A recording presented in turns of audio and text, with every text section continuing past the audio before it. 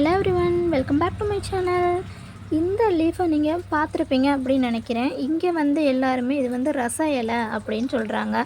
ரச இலை அப்படின்றது மீனிங் என்னென்னா, நம்ம ரசங்களுக்கெல்லாம் போடுவோம். ரசம் குழம்பு வைப்போம் இல்லையா, அந்த ரசத்துக்கு வந்துட்டு இந்த லீஃபை வந்து பயன்படுத்துவாங்க அப்படின்னு சொல்கிறாங்க. நான் இது வரைக்கும் பயன்படுத்தினதில்லை. ஆனால் இந்த லீஃபை வந்து நம்ம கட் பண்ணி ஸ்மெல் பண்ணும்போது நம்மளோட மல்லித்தழை இருக்குது இல்லையா, அந்த மல்லித்தழையோட ஸ்மெல் வந்துட்டு இதில் நல்லா ஹெவியாகவே இருக்கும்.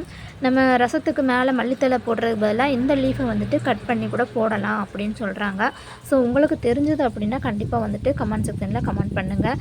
இது யாருக்கெல்லாம் தெரியும் அப்படின்னு. இதோட ஃப்ளவர் அப்படின்னு நினைக்கிறேன். நம்ம அமர் லில்லிலாம் தண்டு வந்து ஃப்ளவர் வைக்கணும் பார்த்தீங்களா, அது மாதிரி தான் இவங்க பார்க்குறதுக்கு இருக்காங்க. பட்டு இதிலருந்து நம்மளுக்கு அடுத்து தை வருமா அப்படின்றது தெரியல. அதனால் ஜஸ்ட் அப்படியே விட்டுருக்கேன்.